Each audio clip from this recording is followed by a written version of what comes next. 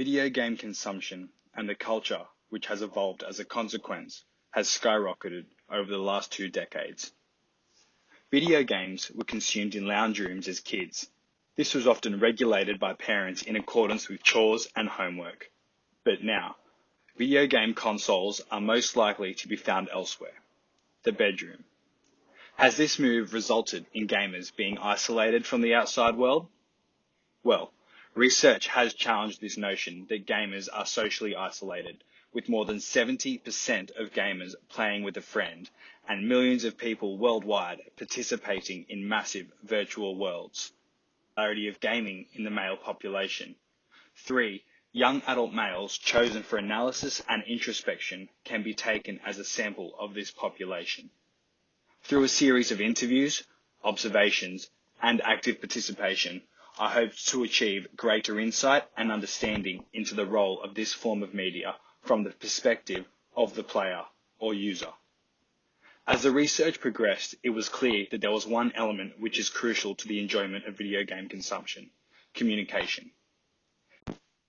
Communication takes several forms. Through a third-party headset, players converse in real time, facilitated by the platform's online system. This allows for instant messaging between online friends as well as any players in the same game party. The party is what hosts a private communication channel. External to this, players also regularly communicate through mobile phones in the moments before logging on and while online. Users in this group will even log onto the system, join the party, and talk with the group, even if they are not actively playing a game.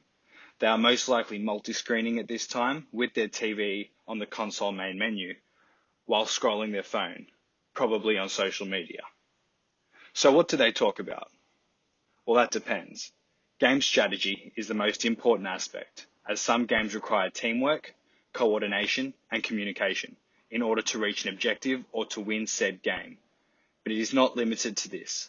Communication can also be light-hearted banter or as simple as something funny that happened to them that day. No topic is off limits. It is as if they were having a conversation in person. This comes back to what I said earlier, that users will communicate with each other, only it is now more so online. One consistency across generational consoles is the ability to multiplayer face-to-face. The communication in this scenario can be limited, dependent on the game. In an opposing situation, as shown, focus is on the game, with communication limited between players. The exception would be banter or acknowledgement of play. Any other communication would be made once the game has finished or paused. However, on occasions where players are cooperating on a mission, their communication would be purely strategy-based. In a live game situation, playing with random players online means the game cannot be paused. If you do pause, the game still plays regardless. If players are getting a call or receive a message, it will have to wait until the end of the game. Having observed the users in gameplay, their response time when questioned by myself or if I made a comment would be delayed more so than a usual response, as their cognitive tempo would be on a different scale to mine. Would the video games be consumed as much if the ability to communicate online was not available?